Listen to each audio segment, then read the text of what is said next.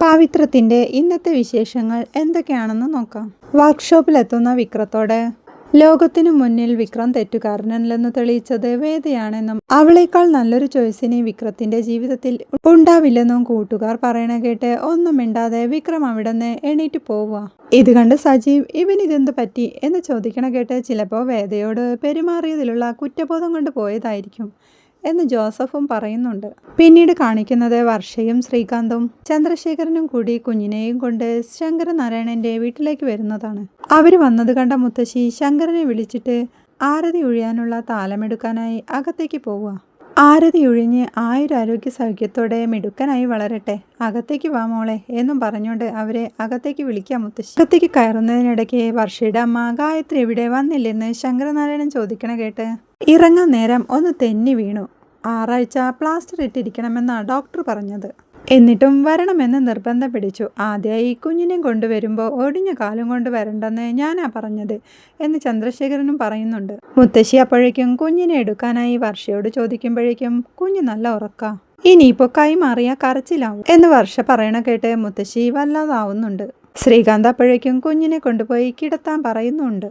കുഞ്ഞിൻ്റെ നൂലുകെട്ട് ചടങ്ങിനെ പറ്റി പത്മ പറയുമ്പോഴേക്കും ബന്ധുക്കളെയൊക്കെ വിളിക്കണമെന്ന് ചന്ദ്രശേഖരൻ പറയുന്നത് കേട്ട് എല്ലാവരെയും വിളിച്ച് ആഘോഷിക്കണമെന്നല്ല പറഞ്ഞത്, കുഞ്ഞിനെ പേരിടാൻ അധികാരമുള്ള ആളുകൾ തന്നെ അത് ചെയ്യണം എന്ന് മുത്തശ്ശി പറയുമ്പോഴേക്കും അങ്ങനെ നോക്കിയാൽ കുഞ്ഞിന് പേരിടാനുള്ള അധികാരം ദർശനല്ലേ ഉള്ളത്, അവനങ്ങ് ലണ്ടനിലല്ലേ, അപ്പോഴേക്ക് എത്തിയില്ലെങ്കിൽ എന്തു ചെയ്യുമെന്ന് ചന്ദ്രശേഖരൻ ചോദിക്കണ കേട്ട് അച്ഛൻ്റെ സഹോദരിമാരിൽ മൂത്തയാൾ പേരിടണം എന്ന് മുത്തശ്ശി പറയാ. കുഞ്ഞിനെ അകത്ത് കിടത്തി വരുന്ന വർഷ ഇത് കേട്ട് അങ്ങനെയൊരു നാട്ടുനടപ്പുണ്ടോയെന്ന് ചോദിക്കുക.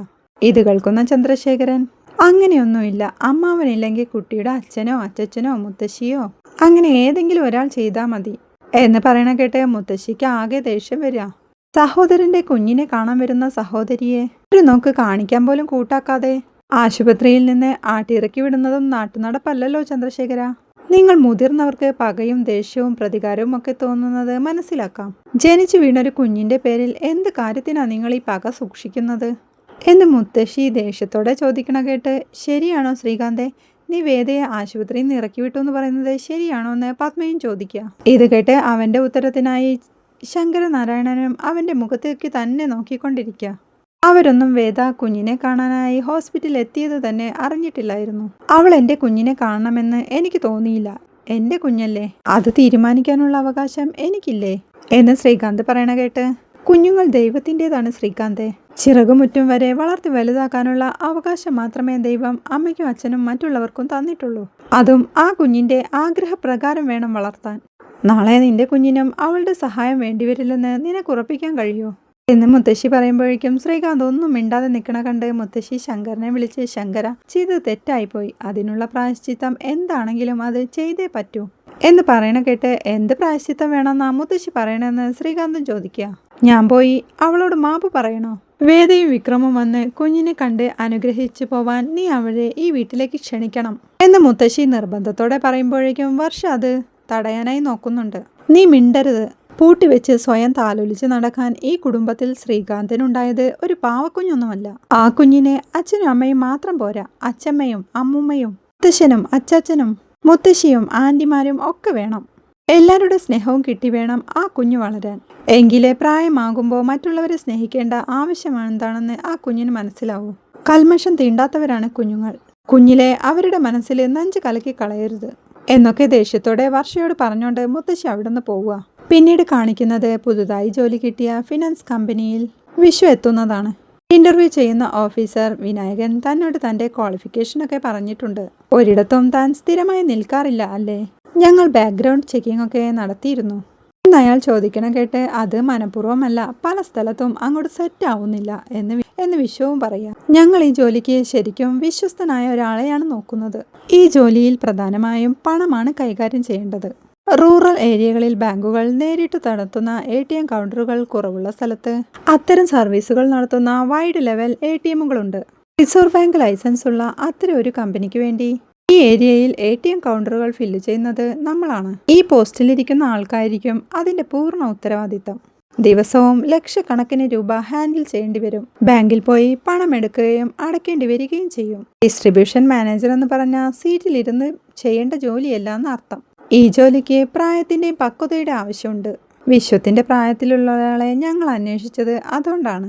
അതുകൊണ്ട് തന്നെ പിള്ളേർക്ക് കൊടുക്കുന്ന ശമ്പളവുമല്ല ഞങ്ങൾ ഓഫർ ചെയ്യുന്നത് പെർ ആനം 6 lakh, അതായത് മാസം 50,000 രൂപ. ശമ്പളത്തിൻ്റെ എമൗണ്ട് കേട്ട് വിശ്വം വായും പൊളിച്ചിരിക്കുക.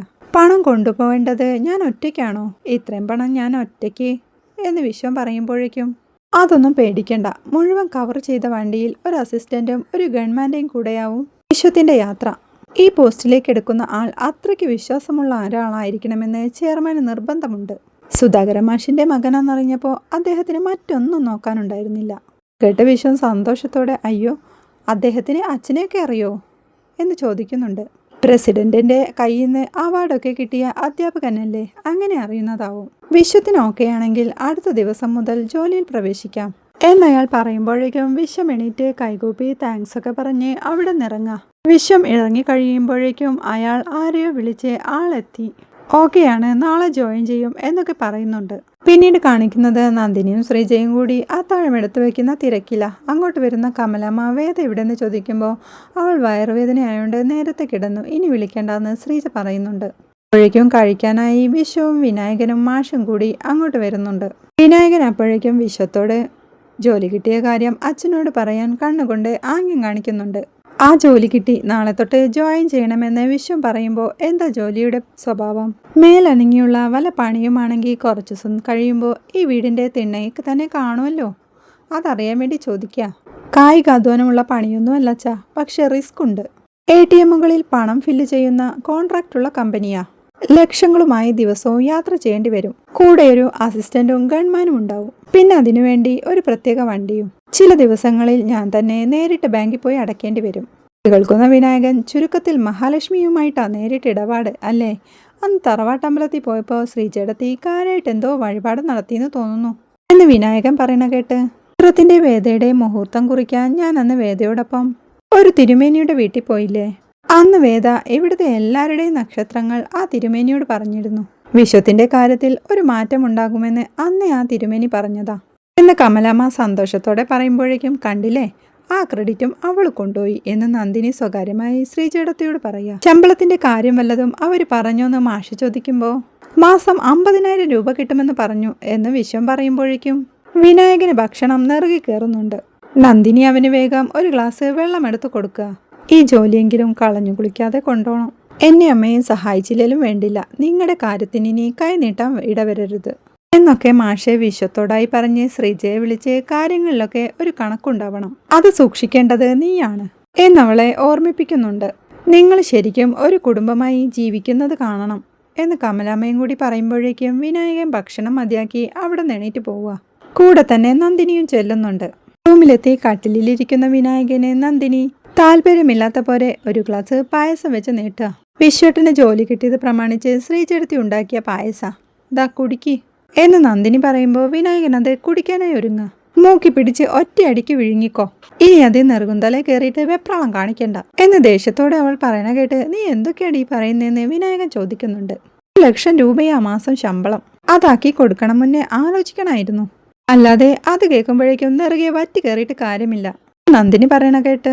അതിന് വിശ്വേട്ടന് ജോലി കിട്ടിയെന്ന് വെച്ച് എനിക്കെന്താ പ്രശ്നമെന്ന് വിനായകനും ചോദിക്കുന്നുണ്ട്. നിങ്ങൾക്ക് ഒരു പ്രശ്നവും ഇല്ലേ? കേട്ടിട്ടെൻ്റെ വയറ് എരിഞ്ഞിട്ട് വയ്യ എന്ന് പറഞ്ഞുകൊണ്ട് വയറുതിരുമ്മിക്കൊണ്ട് നന്ദിനി റൂമിൽ വെപ്രാളം പിടിച്ച പോലെ അങ്ങോട്ടും ഇങ്ങോട്ടും നടക്കുക. എടി, ഉയരം കൂടുന്തോറും എന്താ ഉണ്ടാവുക എന്ന് വിനായകൻ ചോദിക്കണ കേട്ട് ചായയുടെ രുചി കൂടുമെന്നല്ലേ എന്ന് നന്ദിനിയും ചോദിക്കുക. ഇത് കേട്ട വിനായകൻ ദേഷ്യത്തോടെ എടി കൂപ മണ്ടൂകമേ, വിട്ടി കൂഷ്മാണ്ടമേ, ഉണ്ട് കടാഹ ഇന്റർനാഷണൽ കോവർ കഴുതേ എന്നൊക്കെ നന്ദിനിയെ വിളിക്കുന്നുണ്ട്. ഇത് കേട്ട് നന്ദിനി ആലോചിച്ചുകൊണ്ട് ഈ വീഴ്ചയുടെ ആക്കം കൂടും എന്നല്ലേ എന്ന് വിനായകനോട് ചോദിക്കുക. അതെ, ഞാനിപ്പോൾ ടെൻഷൻ അടിക്കുന്നത് അതോർത്തിട്ടാ. ഇത്രയും ശമ്പളം കൊടുത്ത് വിശ്വട്ടിനെ ജോലിക്കെടുത്താ എന്ത് വലിയ പാരയാവും അവർ തിരിച്ചു വെക്കാൻ പോകുന്നത് എന്ന് വിനായകൻ ചോദിക്കണ കേട്ട് അതെന്തേലും ആയിക്കോട്ടെ, അധികകാലം ഈ ജോലി ഉണ്ടാവില്ലല്ലോ, അത് ഉറപ്പല്ലേ. ഇനി ഉണ്ടാവുകയാണെങ്കിൽ തന്നെ എങ്ങനെയെങ്കിലും ഇടപെട്ട് ഈ ശമ്പളം ഒന്ന് പകുതിയാക്കി കുറയ്ക്കണമെന്ന് അവരോടൊന്ന് റെക്കമെൻഡ് ചെയ്യേ. ഇപ്പൊ പാവം പോലെ ഇരിക്കുന്നേന്നുള്ളൂ, കാശെങ്ങാനും വരാൻ തുടങ്ങിയ ശ്രീചേച്ചിയും നെകളിക്കും. പിന്നെ അവരും ആ വേദയും കൂടി ചേർന്ന് എന്നെ ഇവിടെ ഇട്ട് ടായിട്ടെണ്ണ വരപ്പിക്കും, അതുകൊണ്ടാ എന്ന് നന്ദിനി സങ്കടത്തോടെ പറയണ കേട്ട് ചെല്ലെന്ന് പറഞ്ഞ വിനായകൻ അവളെ പറഞ്ഞയക്കുക. പോകാനൊരുങ്ങിയ നന്ദിനി തിരിഞ്ഞു നിന്ന്, ദേ ഈ മേല ഇമാതിരി ഔദാര്യങ്ങള് ഇവിടെ ആർക്കെങ്കിലും ചെയ്യാൻ നിന്നാ പറഞ്ഞില്ലെന്ന് വേണ്ട കേട്ടല്ലോ എന്നും പറഞ്ഞ് വിരൽ ചൂണ്ടിക്കൊണ്ട് വിനായകന്റെ കണ്ണിലേക്കായി കുത്തനായി വന്നിട്ട് അവൾ ചിരിച്ചോണ്ട് അവിടുന്ന് പോവുക. എന്നാലും വിശ്വേട്ടനെ വെച്ച് അവരെന്താവും ചെയ്യാൻ പ്ലാൻ ഇട്ടിട്ടുണ്ടാവുക എന്നും ആലോചിച്ചുകൊണ്ട് വിനായകൻ അവിടെ തന്നെ ഇരിക്കുക. പിന്നീട് വിക്രം വീട്ടിലേക്ക് വരുമ്പോൾ വണ്ടിയുടെ ശബ്ദം കേട്ട് നിലത്ത് പാവിരിച്ച് കിടക്കുന്ന വേദ എണീറ്റ് വന്ന് ജനലിലൂടെ നോക്കുമ്പോഴേക്കും വിക്രം കുളിക്കാനായി പോണത് കണ്ട് അവൾ വേഗം താൻ കിടന്നിരുന്ന പായെടുത്ത് മടക്കി കട്ടിലിനടിയിലേക്ക് വെച്ച് വിക്രത്തിന്റെ കട്ടിൽ കയറി പുതപ്പെടുത്ത് മൂടി പുതച്ച് കിടക്കുക. കുളി കഴിഞ്ഞു വരുന്ന വിക്രം റൂമിലെ ലൈറ്റ് ഇടുമ്പോൾ കട്ടിലിൽ കിടക്കുന്ന വേദയെ കണ്ട് ഡി ഡി എന്നൊക്കെ അവളെ വിളിക്കുന്നുണ്ടെങ്കിലും അവൾ മിണ്ടാതെ കിടക്കുക. ഇവൾ ഉറക്കം വന്നതുപോലെ അഭിനയിക്കുന്നതാണോ എന്നും പറഞ്ഞുകൊണ്ട് വിക്രം അവളുടെ അടുത്ത് വന്ന് മുഖത്തേക്ക് സൂക്ഷിച്ചു നോക്കുമ്പോഴേക്കും വേദ പെട്ടെന്ന് കണ്ണു തുറന്ന് പേടിച്ച് ഞെട്ടിപ്പിടച്ച് എഴുന്നേൽക്കുക. അവളുടെ ഞെട്ടിപ്പിടഞ്ഞുള്ള എണീക്കലിൽ വിക്രവും തെറിച്ച് ചുമരിനടുത്തെത്തിയിരുന്നു. വേദ അവൻ്റെ അടുത്ത് ചെന്ന്, നിങ്ങൾ എന്താ ഈ കാണിച്ചത്? ദേഷ്യത്തോടെ ചോദിക്കണ കേട്ട്, ഞാനൊന്നും കാണിച്ചില്ലെന്ന് വിക്രവും ഒച്ച വെക്കുക. ഞാനിപ്പോൾ ഉണർന്നില്ലായിരുന്നെങ്കിൽ നിങ്ങൾ എന്നെ വേദ പറയുമ്പോഴേക്കും, അയ്യേ ഞാൻ ആ ടൈപ്പൊന്നും അല്ല എന്ന് വിക്രം പറയുമ്പോഴേക്കും, നിങ്ങൾ ഏത് ടൈപ്പായാലും കയ്യിലിരിപ്പ് ശരിയല്ല, അതെനിക്ക് ഇന്നത്തോടെ മനസ്സിലായി. നിങ്ങളങ്ങനെ നല്ല പിള്ള ചമയൊന്നും വേണ്ട. നാട്ടിൽ ഒറ്റയ്ക്ക് താമസിക്കുന്ന പെണ്ണുങ്ങളെ രാത്രിയിൽ റീൽസ് എടുക്കുന്നുണ്ടോ എന്നറിയാൻ ഒളിഞ്ഞു നോക്കുന്ന ആളല്ലേ നിങ്ങൾ എന്ന് കളിയാക്കിക്കൊണ്ട് വേദ പറയുമ്പോഴേക്കും വിക്രം ചെന്ന് ഒരു ബോട്ടിലെടുത്ത് വേദയെ അടിക്കാനായി ഒരുങ്ങുക. കുപ്പിയും പിടിച്ച് നിൽക്കണ വിക്രത്തിനെ കണ്ട്, കുപ്പി താഴെ വയ്ക്ക് വിക്രം, നിങ്ങളുടെ വേദയാണ് പറയുന്നത്, കുപ്പി താഴെ വയ്ക്കും മോനെ ഒക്കെ അവൾ കിരീടത്തിലെ തിലകൻ ചേട്ടനെ പോലെ പറയണ കേട്ട് ദേഷ്യം പിടിച്ച വിക്രം ആ കുപ്പി വലിച്ചെറിയുക. ആകെ പ്രാന്ത് പിടിച്ച് ടെൻഷനോടെ വിക്രം കട്ടിലിരിക്കുമ്പോഴേക്കും വേദയെടുത്ത് വന്ന്, ഞാൻ ചുമ്മാ പറഞ്ഞതാ, നിങ്ങൾ അങ്ങനൊന്നും ചെയ്തിട്ടില്ലെന്ന് എനിക്കറിയാം. സത്യമാണെങ്കിലും അല്ലെങ്കിലും ഇങ്ങനെ ഭർത്താക്കന്മാരെ പറ്റി ആരോപണം ഉണ്ടായ അതിങ്ങനെ ഓത്തോത്തു പറയുന്നത് ഭാര്യമാർക്കൊരു രസാണെന്നേ, അത്രയുള്ളൂ എന്ന് വേദ ആശ്വസിപ്പിക്കുമ്പോഴേക്കും, ഭാര്യയോ എന്റെയോ? ഞാനത് മനസ്സുകൊണ്ട് അംഗീകരിച്ചിട്ടില്ല എന്ന് വിക്രം ദേഷ്യത്തോടെ പറയുമ്പോഴേക്കും വേദ അവൻ്റെ അടുത്ത് കട്ടിലിരുന്ന്, ഞാൻ പക്ഷേ നിങ്ങളെ മനസ്സിൽ പ്രതിഷ്ഠിച്ചു കഴിഞ്ഞു. ഇനി ഇടയ്ക്കിടയ്ക്ക് ഇതുപോലെ ധാര, കലശം, അഭിഷേകം, ആറാട്ട് അങ്ങനെയുള്ളതെല്ലാം പ്രതീക്ഷിക്കണം.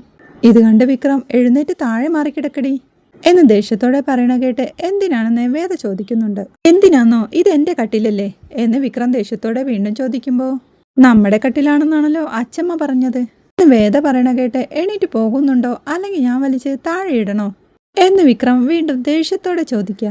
സത്യത്തില് ഈ കട്ടില് ചെറുതല്ലേന്ന് ഞാൻ അച്ഛമ്മയോട് ചോദിച്ചതാ. അപ്പോൾ എന്താ അച്ഛമ്മ പറഞ്ഞെന്നറിയോ? ഒരുമയുണ്ടെങ്കിലേ ഒലക്കുമേലും കിടക്കാന്ന് എന്ന് വേദ പറയുമ്പോൾ, എനിക്ക് ആ ഒരുമയില്ല എന്ന് വിക്രവും പറയാ. അയ്യടാ, ഒരുമയുണ്ടെന്നും പറഞ്ഞ് ഇങ്ങ് വന്നേച്ചാ മതി, ആ കണ്ണ് ഞാൻ കുത്തിപ്പൊട്ടിക്കും എന്ന് വേദ പറയണ കേട്ട് ഞെട്ടലോടെ ഇരിക്കുന്ന വിക്രത്തെ കാണിക്കുന്നിടത്താണ് ഇന്നത്തെ എപ്പിസോഡ് അവസാനിക്കുന്നത്. വീഡിയോ ഇഷ്ടമായാൽ സപ്പോർട്ട് ചെയ്ത് സബ്സ്ക്രൈബ് ചെയ്യാൻ മറക്കല്ലേ.